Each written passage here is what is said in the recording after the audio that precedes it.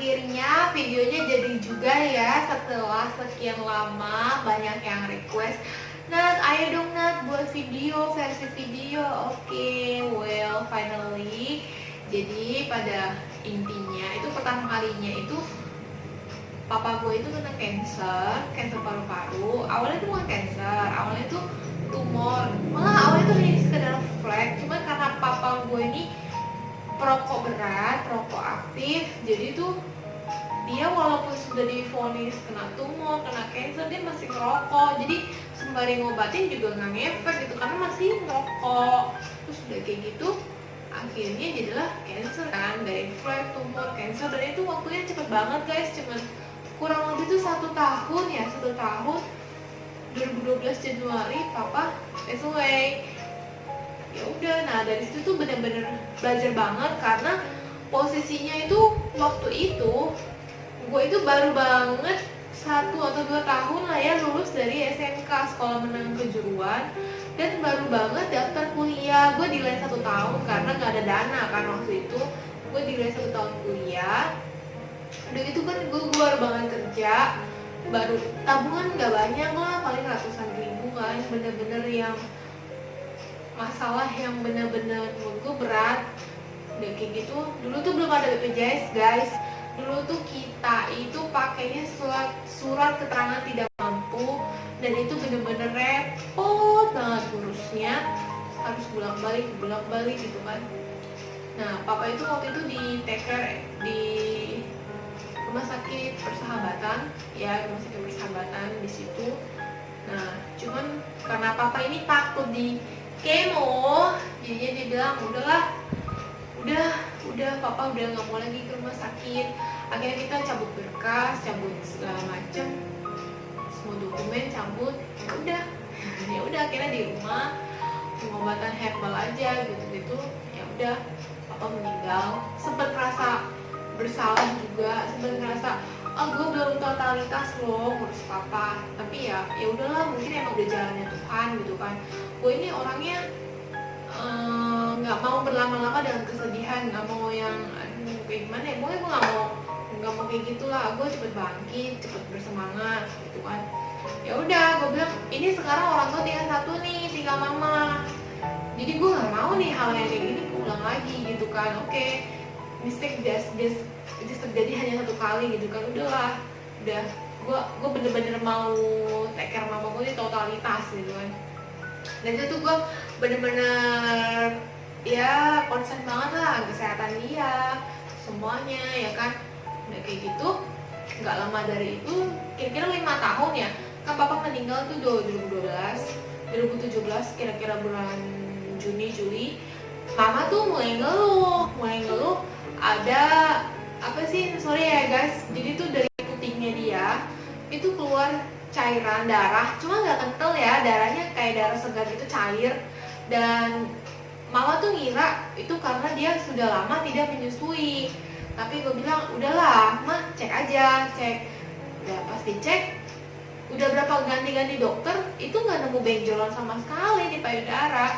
Jadi ya udahlah, ngapa dikasih obat aja gitu kan. Akhirnya dokter ketiga apa keempat gitu ya di sebuah klinik bilang ini nggak bisa, ini mesti dirujuk. Akhirnya dirujuk lah ke rumah sakit pelabuhan di Tanjung Priok. Pas dirujuk pun itu nggak benjolannya tuh nggak ada gitu. Dokter ya sempat buta ganti dokter juga, dokter bedah. Akhirnya dokter terakhir, tau nggak guys benjolannya di mana guys? Di putingnya. Ya ampun, itu kalau misalnya bukan karena kasih karunia Tuhan mungkin nggak akan tahu kali ya, karena udah ganti dokter tuh nggak nemu, maksudnya nggak ya, dan itu benjolannya kecil banget di putingnya. Akhirnya ini ada benjolan nih. Akhirnya dokter bilang di sini prosedurnya kita akan biopsi. Terus mulailah kegalauan gue mulai dari situ. Awalnya gue bingung kan, nih yakin nih biopsi gitu kan. Gue nanya-nanya teman, nanya-nanya yang lain, semakin bingung karena dengan omongan orang, ada yang bilang katanya jangan biopsi karena takutnya selnya itu diganggu-ganggu, karena biopsi itu berubah jadi sel ganas.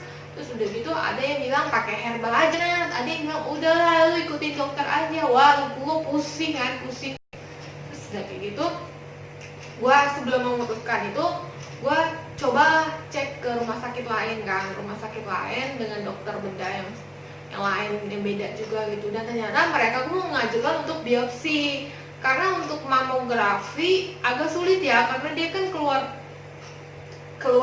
cairan darah gitu. Takutnya ketika kan tahu ya ya kalau misalnya udah mau itu kayak digencet gitu kan. Wah, itu mama takutnya kesakitan karena kan keluar darah, lu ngeri dah pokoknya. Ya udah biopsi, akhirnya biopsi. Ya itulah, sebelum memutuskan biopsi gue pusing kan, karena satu sisi gue ini orang awam tentang kesehatan gitu, gue nggak ngerti. Udah gitu ini juga apa ya, ini pak pengalaman gue pertama kali gitu kan. Dulu kan emang nggak tahu, dulu tuh yang ngurusin mama gitu, yang ngurusin papa segala apapun gitu. Gue cuma tahu papa kanker udah gitu kan. Gitu ya udah seperti biasa gitu. Ketika udah mentok, biasanya hal yang gue lakukan, gue masuk kamar, gue berlutut, gue hanya nangis guys, hanya nangis. Gue seperti ibaratnya kayak duduk di kaki Tuhan lah gitu kan. Gue nangis, it's called like shocking prayer. Gue hanya nangis, ya gue gak ngomong apa-apa gitu, cuma hati gue yang ngomong gitu. Dan gue percaya banget Tuhan tuh ngerti banget apa yang gue mau gitu kan. Ya udah akhirnya gue lega. Ya udah besokannya gue putusin oke, biopsi. Nah guys, ketika mau biopsi ada satu tragedi lagi, tahu nggak? Jadi tuh ketika mau biopsi tuh nggak bisa, karena gula darah mama gue tuh tinggi. Waduh, gue pusing kan. Begitu dirujuk tuh ke dokter gizi. Gue pikir aduh kalau gue ke dokter gizi gue mesti banyak cuti kan, mesti banyak izin kantor gitu kan.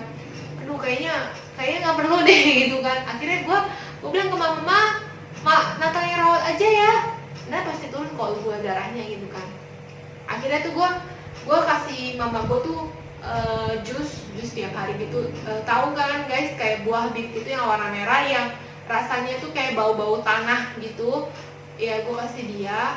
Itu juga taunya dari temen-temen. Terus juga kayak okra, sayuran okra itu gue beli, gue rebus aja. Terus kayak brokoli, wortel, dan makanan sehat yang lain lah. Dalam satu minggu itu turun gula darah. Akhirnya gue cek kan, gue ceknya nggak ke rumah sakit pelabuhan lagi, ke klinik lain pakai biaya pribadi gitu kan. Gue cek udah tuh, karena menurut prosedur pemeriksaan pelabuhan itu untuk cek lagi bukan jadwalnya gitu kan, mesti ikutin jadwalnya. Ya udah gue cek dulu biar penasaran gue cek, akhirnya turun. Udah turun, udah tahu lah gitu hasilnya. Oke. Setelah itu jadwal berikutnya cek di rumah sakit pelabuhan. Gue bilang, dok ini hasil klinik ini udah turun. Ya, dokternya bilang nggak bisa, kita mesti cek ulang di rumah sakit ini. Oke, gue ikutin aja prosedurnya. And thanks God, kalau dicek lagi gula darahnya turun, memang turun, stabil gitu kan, stabil. Oke, biopsi lah. Ketika biopsi, mama bilang, nah nanti kalau misalnya hasil biopsi itu tumornya tumor jinak, mama mau jalan-jalan ya Nat ya ke Singapura. Oh oke, Mang, nggak apa-apa gitu kan. Oke, hasilnya itu kurang lebih 2 minggu keluar. Ketika keluar hasilnya jeng-jreng, dokter bilang, Nat ini tumor ganas atau nama lainnya cancer payudara stadium 1B. Wow, down gue down, gue sempet nangis depan dokter, tiba-tiba air mata kayak ngalir aja gitu kan. Nah udah gitu dokter kasih pilihan tuh, mama mau dirujuk kemana, rumah sakit Persahabatan atau rumah sakit kanker Darmais. Nah singkat cerita akhirnya gue milih rumah sakit kanker Darmais. Udah kayak gitu, udah rumah sakit kanker Darmais, dokter yang di rumah sakit kanker Darmais bilang, ini solusinya kamu mau kayak gimana untuk mama? Iya, dikasih pilihan lagi. Mama mau diangkat aja bagian yang ganasnya atau mau diangkat semua payudaranya? Pusing kan gue kasih pilihan gitu. Ya itu kembali lagi gue tanya-tanya lagi orang-orang yang di komunitas gue. Itulah guys, fungsinya lu punya komunitas gitu kan. lu punya tempat curhat, punya orang-orang yang ngedukung lu gitu kan. Ya makanya kita juga apa ya, kalau aware juga, jangan sembarangan curhat. Kalau curhat sama orang yang maksudnya nggak benar gitu, takutnya masukannya malah zong gitu kan. Ya udah, akhirnya gue milih, gue sempat diskusi juga sama mama juga maksudnya bisa diajak kerja sama gitu kan. Akhirnya kita milih angkat semua payudaranya, payudara yang sebelah ya, jadi sisa satu. Sempet mama tuh yang kayak polos-polos gimana gitu kan. Nanti kalau misalnya mama dipanggil Tuhan, terus Tuhan nanya, payudaranya satu lagi mana? Kan dikasihnya 2, kok sekarang sisa 1? Wah agak lucu gimana gitu kan. Ya itulah, itu karena dia apa? Dia dengar banyak omongan orang. Jadi banyak omongan-omongan orang yang gak membangun masuk ke dia akhirnya curhat ke gue, dan gue juga dengar omongan orang. Ya gue juga benar-benar harus nyaring, karena kalau enggak gue gak bisa kasih masukan yang positif ke mama gitu kan. Ya udah, akhirnya gue jelasin gini-gini, ya udah dia mau ngerti kan. Oh ya udah yang penting mama sehat deh. Ya oke. Udah. Dan di Zanglang itu gue pesen tiket pesawat guys. Jadi sebelum mama gue jadwal ke operasi itu, gue pesen tiket pesawat ke Singapura, jalan-jalan gitu kan. Gak tahu gue beriman aja sih, abis setelah operasi mama baik-baik aja gitu. Ya udah gue pesen, karena waktu itu juga lagi promo gitu kan. Terus ya udahlah, gue pesen lah. Terus akhirnya dioperasi kan, setelah 2 minggu hasilnya keluar, hasil operasinya. Yang di bayangan gue itu cancer itu harus kemo, badan lemas, rambut rontok. Terus siapa yang take care mama gitu kan. Sedangkan gue itu masih ke kantor, gue masih kerja. Satu sisi gue mesti nyari uang untuk biaya hidup mama, satu sisi gue juga mesti take care mama. Aduh gue pusing gitu kan mikirin kayak gitu. Ya puji Tuhan gitu, hasilnya tuh ternyata nggak seperti yang dipikirkan gue gitu loh. Ya itu, Tuhan tuh udah sediakan loh, padahal lebih dari apa yang nggak kita pikirkan loh. Ya udah, hasilnya kata dokter ini hasilnya bagus, mama kamu nggak perlu di kemo guys, nggak perlu di kemo, nggak perlu minum obat juga, tapi harus tetap kontrol. Ya udah, hasilnya bagus. Dan tahu nggak guys, jadi tuh kenapa gue nggak ajuin mama itu pakai asuransi, pada punya asuransi? Karena biayanya itu nggak cukup guys. Ya tau lah biayanya berapa lah, operasi kan sampai 2 kali kan operasi. Pertama biopsi, terus operasi angkat payudara, nggak cukup udah kayak gitu. Karena juga preminya kecil kan yang kita bayar tiap bulan, jadi kita ajunya dari awal pakai BPJS. Karena tuh BPJS itu sistemnya, kalau misalnya dari awal pakai BPJS nggak bisa dipotong tengah-tengah lu bayar pakai pribadi, nggak bisa. Gue sih dikasih taunya dulu begitu, nggak tahu ya kalau peraturan sekarang ya. Jadi BPJS aja, kecuali nih ya, kecuali ada obat yang di cover BPJS terus bisa di cover asuransi, tapi itu pun selisih biaya. Dan tergantung asuransinya, lu mau ngambil asuransi apa. Gue nggak promo asuransi ya, cuman di situ tuh ada produk dimana gue bisa mama tuh bisa dapat uang tunai kalau divonis sakit kritis kan. Cancer kan termasuk sakit kritis. Ya itu ada prosesnya juga gitu. Sempet ditolak sama dokternya, entah di dokter Darmais dan dokter Pelabuhan, mereka nolak. Mereka nyangka tuh gue tuh mau double claim, padahal tidak. Itu produk yang berbeda gitu kan. Gue bukan mau double claim rawat inap, gue cuma mau klaim santunan yang uang tunai itu loh, yang diberikan ke pasien untuk sebagai rawat jalan lah, uang rawat jalan, mandi rumah sakit, biaya hidup lah. Itu yang gue mau klaim. Akhirnya gue kok orangnya pantang menyerah gitu kan. Gue lakukan aja bagian gue lah, karena gue percaya kok kalau emang itu berkat dari Tuhan, itu pasti terjadi. Walau siapapun ngalangi itu nggak akan ada yang bisa ngalangi gitu kan. Gue percaya itu gitu kan. Ya udah, akhirnya dengan proses yang cukup panjang ya, kurang lebih sebulan akhirnya cair juga kan, Medgat. Ya nominalnya memang nggak seberapa sih, cuma cukup lah ya untuk cover biaya hidup, biaya lain-lain.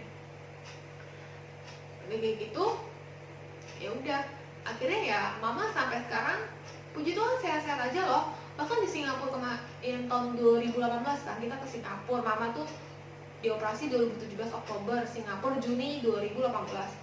Itu dia lincahnya minta ampun, tanpa kursi roda ya guys. Kursi roda dipakai itu pas di bandara, itu pun dari bandara ya, maksudnya punya bandara gitu. Udah, tapi di jalan itu dia nggak mau, dia bilang nggak mau, emang mama jompo gitu kan. Iya tahu dong guys, di mana sih Singapura gitu kan, turun naik MRT gitu kan. Tapi dia lincah bener-bener, wah, mungkin happy juga kali ya. Situlah. Nah di sini ada poin-poin penting banget yang gue tuh mau share ya guys. Yang pertama itu penting banget punya komunitas. Penting banget komunitas rohani yang bisa bangun kita. Wah, gue pernah ngalamin yang namanya gue gak punya komunitas, hidup gue gak tahu mau kemana, bener-bener waduh, bener-bener gak tahu deh pokoknya. Terus yang kedua, gue tuh selalu membiasakan diri gue ketika ada masalah, gue gak mau namanya tuh mengasihani diri sendiri gitu loh. Karena itu hanya akan membuat mental gue ini lembek gitu. Gue gak akan jadi wanita yang strong kalau gue mengasihani diri sendiri, terus menganggap masalah gue ini paling berat gitu. Gue gak mau jadi itu, malah membuat gue tuh jadi kayak drama queen gitu loh. Gue gak mau kayak gitu. Jadi kalau gue selalu ubah mindset gue. Dulu gue pernah susah gitu. Di saat ada kondisi kayak gini, gue juga pasti bisa lagi gitu. Gue selalu bilang ke diri gue kayak gitu. Kayak pas nyokap kena cancer, gue tuh kayak sampai ngomong loh ke cancernya, "Hai cancer," gue begitu. Dulu gue berhadapan lu, gue kalah. Mungkin karena gue punya keterbatasan. Tapi sekarang gue bilang kayak gitu, gue pasti akan menang. Gue pasti akan lawan lu dengan segala cara bersama Tuhan. Gue bilang kayak gitu, bersama Tuhan gue pasti bakal lawan lu, gue pasti menang. Gue gak akan kalah lagi dengan keadaan. Gue sampai ngomong gitu ke cancernya. Gue confess itu kata-kata, gue perkatakan firman Tuhan segala macam. Gue confess pokoknya, gue pasti menang. Ya thanks God, sampai sekarang itu mujizat banget ya. Hasilnya mama tuh benar-benar bersih dari cancer.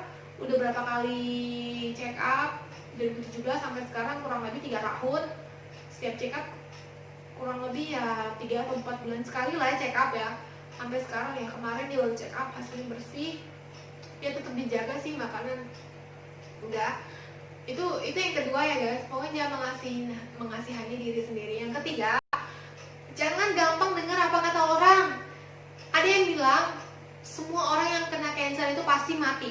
Waduh, serem banget ya guys ya. Guys, itu orang yang buat statement gitu aja pasti mati guys. Ya kan? Semua orang itu pasti mati gitu kan. Kenapa sih gitu kan? Tahu nggak? Setelah gue masuk rumah sakit Darmais yang tadinya gue pikir wah ini rumah sakit serem kan, rumah sakit orang pada bertahun nyawa gitu kan. Ketika gue masuk, lihat orang-orang yang ada itu, bahkan ada yang cancer yang lebih parah dari mama, gue ngerasa kayaknya kayak biasa aja gitu, kayak disusut penyakit yang biasa aja.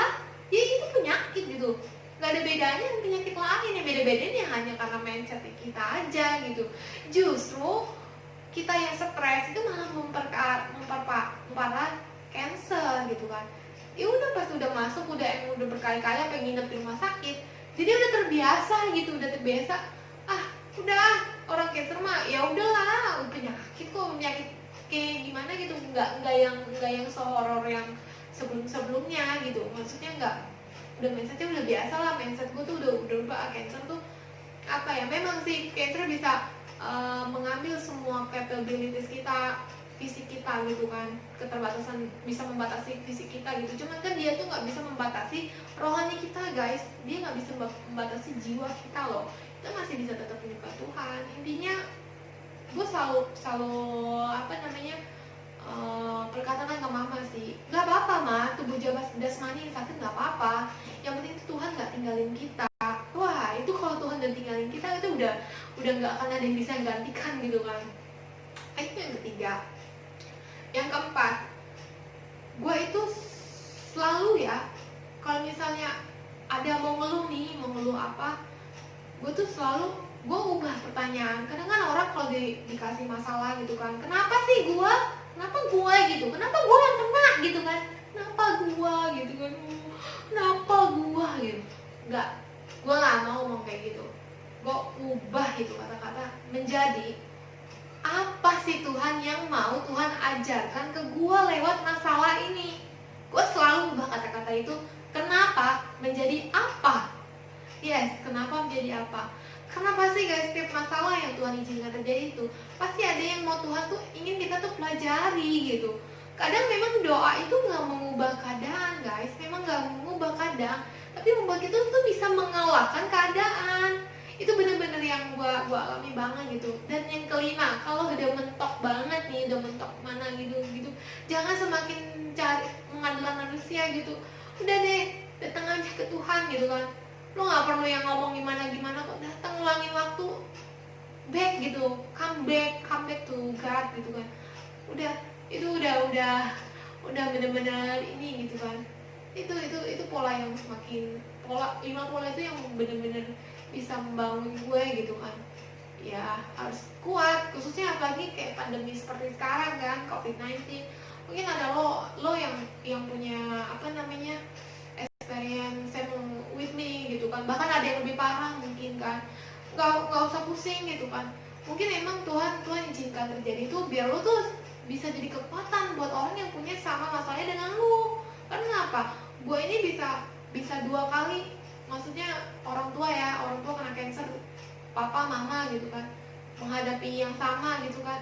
Gue bisa kuat karena berkat orang-orang yang punya experience yang sama gitu kan. Jadi ya gue pun berbagi untuk mau bisa menguatkan kalian gitu kan. Lagi kayak COVID-19 ini, atau orang-orang yang sedang berjuang lagi sakit, yang terus minum obat, yang nggak tahu kapan sih gue sembuh, tiap hari gue harus minum obat gitu kan. Ya ngerti sih, pasti ada ngerasa kayak buntu, terus mau nyerah. Tapi percaya guys, pengharapan itu pasti ada. Kita tuh nggak usah mikir, nggak usah fokus sama penyakitnya, fokus aja ke Tuhannya gitu loh. Ya sumbernya kan ke Tuhan gitu. Kita masih ubah, udahlah nggak apa-apa lah. Toh kita juga hidup di dunia ini kan juga sementara kan. Maksudnya kita ini juga fana kalau di dunia ini. Yang penting tuh jiwa kita lah intinya. Intinya seperti itu sih guys. Ya begitulah kurang lebih perjalanan mama gue survive untuk cancer payudara. Yang terakhir kali itu stadium 2. Ya saran sih kalau bisa wanita yang sudah 40 tahun ke atas, kalau bisa rutin mamografi payudaranya, karena itu mama benar-benar kecolongan ya, karena dia nggak ngecek gitu, nggak rutin. Ya kalau bisa rutin mamografi gitu sih guys. Yes, thanks guys for watching. Gue harap video ini bisa membangun kalian, bisa memberkati kalian, memberikan kalian semangat. Ingat loh, kalian tuh gak pernah sendiri. Tuhan tuh gak pernah tidur. Pasti ada bagiannya deh. Intinya kalau menurut gue tuh hidup itu ya, tetap guys, Tuhan itu yang berdaulat gitu loh. Kadang ada di mana kita gak bisa kontrol. Intinya ya percaya aja gitu. Apapun itu yang terjadi, apapun yang diizinkan terjadi, itu yang terbaik gitu. Gak usah yang merasa lebih tahu lah itu siapa. Kita kan yang dicipta, masa kita yang diciptain lebih tahu daripada pencipta kita? Kan gak mungkin kan. Udah ikhlas aja, ikhlas, percaya, berserah, lakukan bagian kita, bukan menyerah. Oke? Goodbye. Keep fight.